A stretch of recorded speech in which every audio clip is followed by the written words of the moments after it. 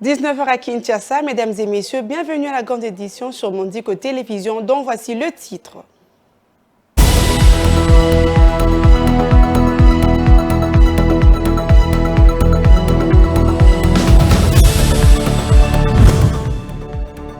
La conclusion de la justice congolaise sur la mort de l'ancien ministre de Transport et Voies de Communication continue à faire couler beaucoup d'encre et salive. Dans une déclaration lue ce vendredi 1er mars 2024, Ensemble pour la République réfute les conditions de la Cour de cassation et appelle les Congolais à se mobiliser pour dire non à ce rapport. Au moins 3 personnes, dont un enfant, ont été tuées à la machette et par balle au cours d'une nouvelle attaque des combattants des forces démocratiques et alliées. Dans la nuit du jeudi à ce vendredi 1er mars, au quartier Nzumba, au nord-est de la ville de Beni, 2 autres personnes sont grièvement blessées. Le tam-tam était à l'honneur dans un spectacle présenté jeudi 29 février dans la soirée au centre Wallonie-Bruxelles. Le ballet Sangombonda a produit un spectacle haut en couleur sous le thème Ebonga Nambonda. Ces artistes ont profité de cette occasion pour condamner l'agression rwandaise dans la partie est de la RDC.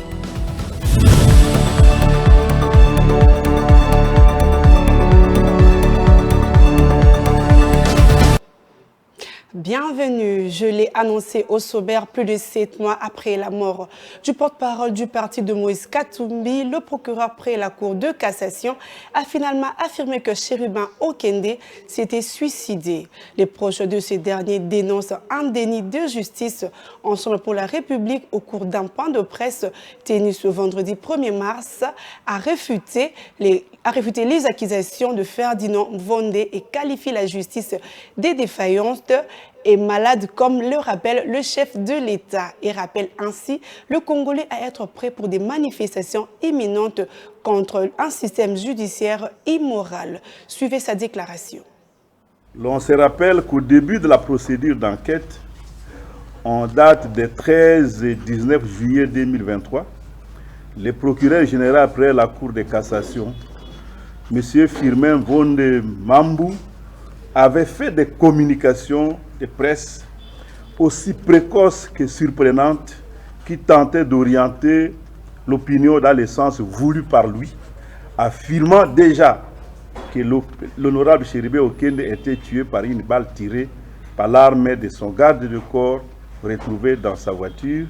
On tenta d'incriminer d'emblée des personnes de l'entourage de la victime. Aujourd'hui, il se permet d'affirmer sans froid aux yeux, après plus d'un semestre d'opacité, dénoncé souvent par la famille de la victime, qu'il s'agit plutôt d'un suicide. Quel cynisme! Ensemble pour la République réfute ces élucubrations et rejette ces conclusions qui sont totalement déconnectées de la vérité.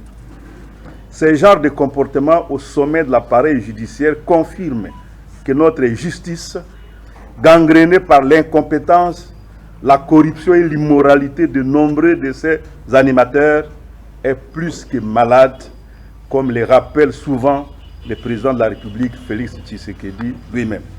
Tout en condamnant fermement la tentative d'occulter la vérité, Ensemble pour la République continue d'exiger que justice soit rendue à Chérubin Okende et que sa mémoire soit honorée et respectée. Ensemble pour la République invite tous les amis de la République démocratique du Congo et les organisations de défense des droits humains à rassembler leurs efforts afin d'exiger que les experts internationaux rendent publics leurs rapports, vu que la procédure au niveau de la justice de notre pays est à son terme. Ensemble pour la République appelle tous les Congolais épris de justice à rester mobilisés pour des manifestations imminentes contre un système judiciaire immoral. Ensemble pour la République encourage les avocats qui accompagnent la famille Okende à obtenir la levée copie du dossier afin de permettre que se poursuive la quête de la vérité, notamment par recours à d'autres expertises indépendantes et à des instances judiciaires internationales. Dans le même chapitre, l'ancien ministre de Transport et Voies de Communication et député national Chérubin Okende Nsenga est mort par suicide et non par assassinat. Telle est la conclusion du rapport des enquêtes menées par les experts nationaux et internationaux à la suite de la découverte le 13 juillet 2023 de son corps sans vie dans la commune de Lagombe. Selon Firmin Vondé, procureur de la République près la Cour de cassation, les enquêtes se poursuivent cette fois-ci pour aider la justice à connaître les raisons de ces suicides. Suivez ces propos. Il y a eu le recours aux experts et les expertises consistaient en la balistique, dans les télécommunications, dans l'autopsie avec les médecins légistes, ainsi que à la toxicologie. De toutes ces expertises qui ont atterri sur notre table, nous avions le rapport concluant suivant. Feu Chérubin Okende s'est auto-infligé. En d'autres termes, Sieur Feu Chérubin Okende s'est suicidé. Nous sommes allés plus loin dans nos investigations. Nous voulions aller plus loin et nous sommes en train d'aller plus loin. Et là, c'est le deuxième volet. Au-delà de cette conclusion de suicide, nous nous sommes intéressés à savoir quelles pouvaient être les causes qui ont poussé Sieur Chérubin Okende à pouvoir se donner la mort.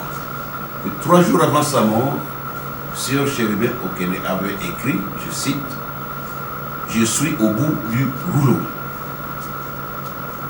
Son épouse, et c'est ça les enquêtes qui sont en train d'être menées, le progrès vous dira davantage, n'a pas caché que peu avant sa mort, les découillous étaient très tendus, il était préoccupé et c'était aussi le témoignage de tous ceux qui avaient été entendus, qui l'avaient approché, notamment son chauffeur, ainsi que celui qui peut encore être en prison aujourd'hui, monsieur son garde. Toujours dans l'actualité, la conclusion de l'enquête sur la mort de l'ancien ministre de Transport et Voies de Communication, Chérubin Okende, suscite la colère de la famille du défunt. Réagissant à cette annonce, maître Alexis Dessoif, l'avocat belge engagé par la famille Okende, a exprimé son incrédulité. Il a également soulevé des questions sur la crédibilité de cette conclusion et sur la réaction attendue des experts internationaux impliqués dans l'enquête. Suivez. Le procureur général près la Cour de cassation, Firmin Vondé, a annoncé lors d'une conférence de presse à Kinshasa le jeudi 29 février que Chérubin Okende se serait suicidé. Cette déclaration survient dans le cadre de l'affaire entourant la mort de l'ancien ministre des Transports et Voies des Communications, retrouvé sans vie le 13 juillet 2023 à Kinshasa. Réagissant à cette annonce, maître Alexis Dessoif, l'avocat belge engagé par la famille Okende, a exprimé son incrédulité. C'est hallucinant. Comment le procureur peut-il, après 24 heures d'enquête, affirmer que le garde du corps a tué son patron, Chérubin Okende, pour ensuite, 7 mois plus tard, soutenir que c'est un suicide? C'est pas crédible. C'est une manière de dire circuler, il n'y a rien à voir. Il a également soulevé des questions sur la crédibilité de cette conclusion et sur la réaction attendue des experts internationaux impliqués dans l'enquête. Est-ce que les experts sud-africains, belges et onusiens vont confirmer cette thèse? Maintenant que les autorités congolaises ont donné leur version, ils doivent réagir. Est-ce qu'il y a eu une vraie enquête? La conférence du procureur se termine même par des menaces envers la corporation des journalistes. Même le régime russe n'aurait pas osé. La famille a envie de connaître la vérité. Il y a cette procédure en Belgique qui se poursuit. De leur côté, le membre de la famille politique des Chérubin Okende exprime également leur incompréhension. Hervé Diakese, porte-parole du parti Ensemble pour la République, a déclaré c'est une aberration parce que ça ne correspond pas aux faits tels qu'on les connaît. On a retrouvé son corps criblé de balles. Il a été kidnappé devant la Cour constitutionnelle. Pourquoi est-ce qu'on ne rend pas public les rapports d'autopsie? C'est lui qui fait autorité. L'autopsie est faite par de médecins légistes. Ni nous, ni les procureurs n'ont assisté aux derniers instants. Ça pose un problème si les experts internationaux belges, sud-africains et onusiens restent silencieux. Leur silence serait une duplicité. Ils doivent parler. On aurait passé tous ces temps pour conclure à un suicide. Pour rappel, Chérubin Okende est décédé assassiné le 13 juillet 2023 à Kinshasa et l'enquête sur cet assassinat n'avance pas. L'autopsie du corps a été réalisée le 3 août 2023 en collaboration avec des experts belges, sud-africains et la mission d'observation des Nations Unies pour la stabilisation du Congo MONUSCO en présence des membres de la famille du défunt. D'une réaction à une autre, le résultat de l'enquête dans l'affaire du décès de l'ancien ministre de Transport Chérubin Okende par le procureur général près la Cour de cassation n'a pas laissé indifférent Francis Moulaja Kabamba, président du mouvement de patriotes pour la démocratie, qui s'est dit consterné. Propos recueillis par Ranta Luyela.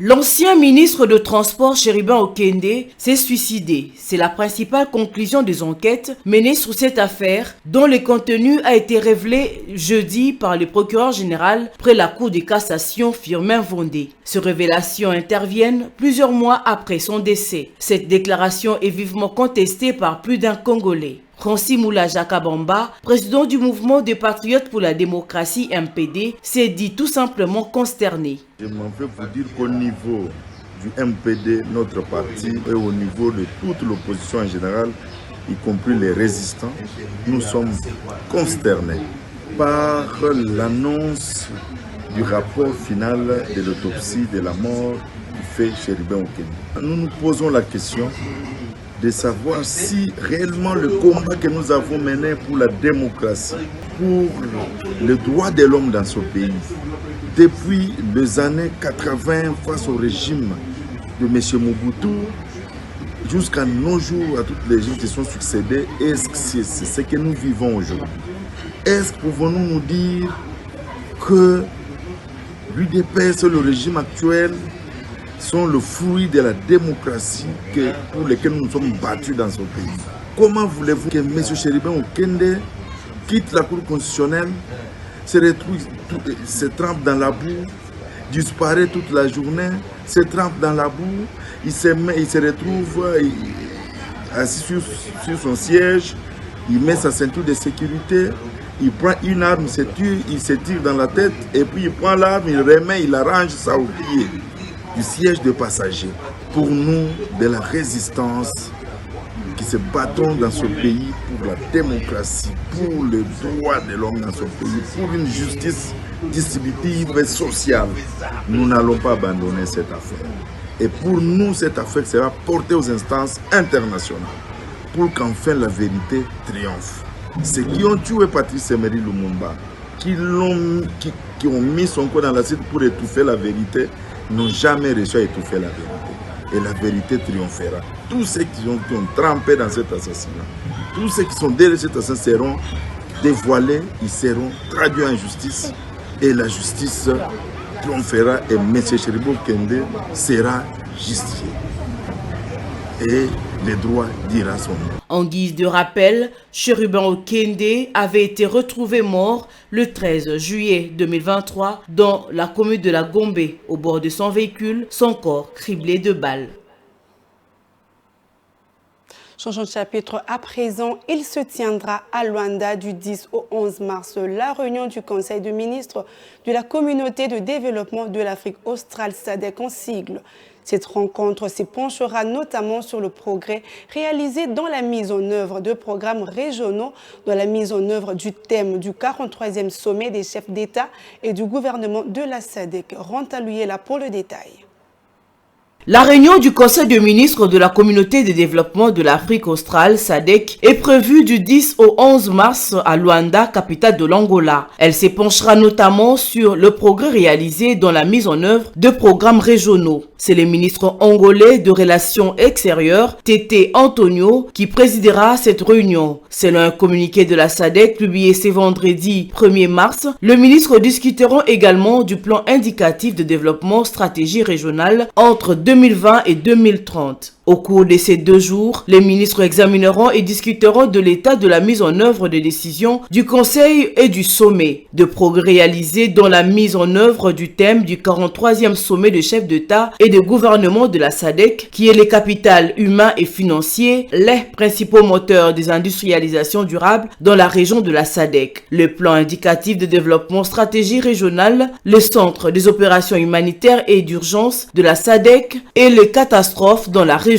et approuver le plan d'entreprise et de budget annuel du secrétariat de la SADC pour l'année 2024-2025. Le secrétariat de la SADC a précisé que le Conseil des ministres sera précédé de la réunion du comité permanent de hauts fonctionnaires le 4 et le 5 mars et de la réunion du comité des finances prévue le 6 mars. La SADC est une organisation de 16 États membres créée en 1980. Sa mission est de promouvoir une croissance économique et un développement socio-économique durable et équitable grâce à des systèmes efficaces et productifs, une coopération et une intégration plus approfondie, une bonne gouvernance et une paix et une sécurité durable, afin que la région émerge comme un acteur compétitif et efficace dans les relations internationales et dans l'économie mondiale. Prenons cette nouvelle en bref. Au moins 3 personnes, dont un enfant, ont été tuées à la machette et par balle au cours d'une nouvelle attaque de combattants des forces démocratiques alliées ADF dans la nuit de jeudi à ce vendredi 1er mars au quartier Nzuma, au nord de la ville de Beni, allais-je dire, au nord Kivu. 2 autres personnes sont grièvement blessées. Viningali Junior pour le commentaire.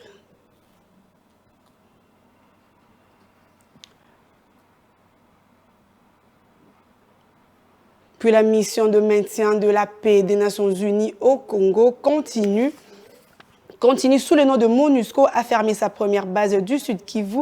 Ce mercredi 28 février, elle a remis le camp à la police congolaise après 25 ans de présence dans le pays.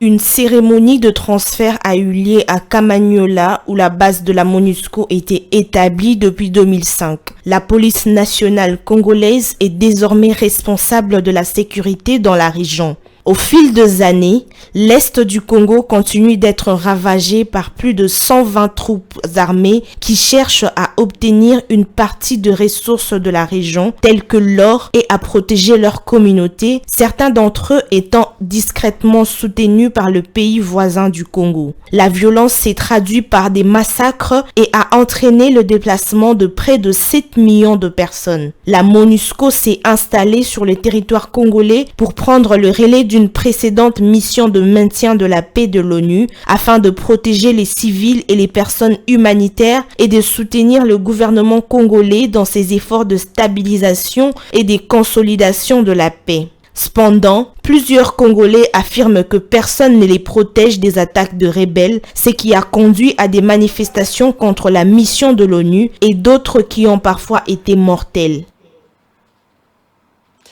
Et en culture, pour finir, le ballet Sangombonda s'élance dans la promotion de la culture congolaise. Ce groupe de danse a choisi de le faire à travers le tam-tam, un des instruments beaucoup utilisés dans la culture congolaise.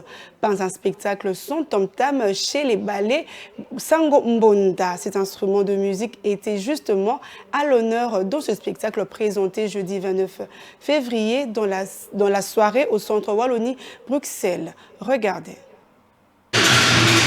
Les amoureux de la culture en ont eu plein les yeux la soirée du jeudi au centre Wallonie-Bruxelles. Le ballet Nsangombonda leur a produit un spectacle haut en couleur grâce au tam-tam. Pour certains spectateurs, cette scène leur a rappelé l'ancienne époque où les tam-tams avaient joué un rôle très important pour les grands événements dans la société traditionnelle congolaise. Shadrach Matei a beaucoup aimé ces spectacles qui a réveillé en lui les vieux souvenirs de ses origines. Aujourd'hui, je me suis décidé de venir parce qu'il y avait un groupe, je dirais, professionnel et par son sens de jouer, par les échos que j'avais entendus. Et quand l'ami en question m'a présenté leur invitation, je n'ai pas pu hésiter pour venir au moins déguster la musique liée au tam-tam. Nous sommes presque en commun avec les ancêtres parce que nous dirons que les tam-tam C'était un instrument qui communiquait, qui parlait. Oui, c'est vrai, il n'y a pas de mots, mais ces sons-là nous rappellent l'esprit des ancêtres, ce qu'ils faisaient pour communiquer à d'autres horizons des problèmes qui se passaient dans leur coin. Charlie Mabilama est assistant au département culture et responsable communication du Centre Wallonie. Pour lui, les talents congolais doivent être accompagnés puisqu'ils véhiculent la culture congolaise à travers leurs œuvres. C'est pour cette raison que la Belgique et la RDC, deux pays qui ont une histoire commune, ont décidé de travailler en synergie. L'objectif est de faire rayonner les œuvres artistiques congolaises. En fait, ce spectacle a été initié dans le cadre de la co-création et de la valorisation culturelle du Congo et aussi de tout ce que la RDC regorge comme bénéfice culturel en partenariat bien sûr avec l'esprit de co-création que la Belgique, la région wallonne, comme représentant ici en RDC, essaie de promouvoir ici à Kinshasa. Voilà, le groupe s'appelle le Ballet Nsango Mbonda. C'est juste le Nsango déjà, c'est un lingala qui signifie nouvelle. Et la nouvelle, c'est le Mbonda. Et dans le temps passé, en fait, les villages communiquaient par le lokolé ou le tam-tam. Alors c'est pour ça que dans leur création artistique, ils remettent le tam-tam au centre de toute leur création et de leur univers créatif. Et ils le reversent sur toutes les diversités culturelles que regorge la RDC.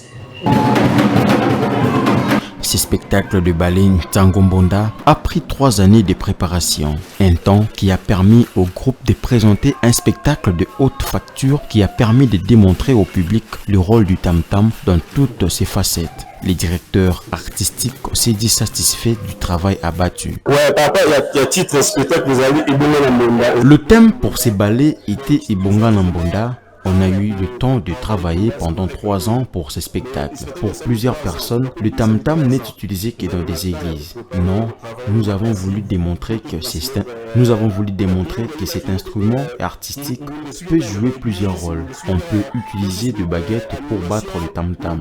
Un bidon en plastique peut aussi être utilisé comme tam-tam. Ces artistes ont profité de ces spectacles pour condamner les atrocités commises dans la partie est de la RDC où le pays subit une agression du Rwanda à travers les terroristes de M23. Les sons des tam-tam et la chorégraphie ont été également utilisés à cette fin.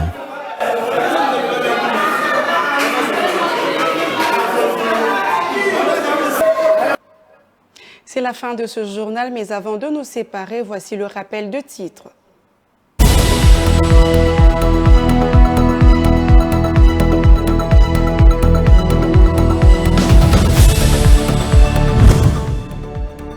La conclusion de la justice congolaise sur la mort de l'ancien ministre de Transport et Voies de Communication continue à faire couler beaucoup d'encre et salive. Dans une déclaration lue ce vendredi 1er mars 2024, Ensemble pour la République réfute les conditions de la Cour de cassation et appelle les Congolais à se mobiliser pour dire non à ce rapport.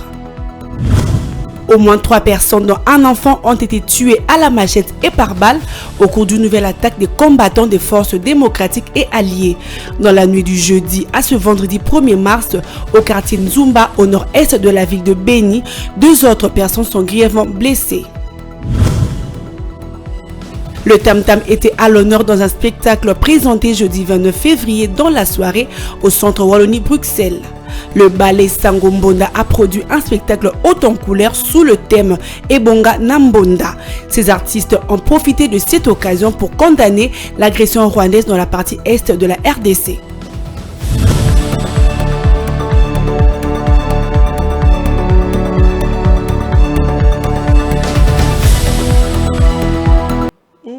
Ce journal est complètement fini. Mesdames et messieurs, merci de l'avoir suivi. Bonne suite de programme sur Mondico Télévision.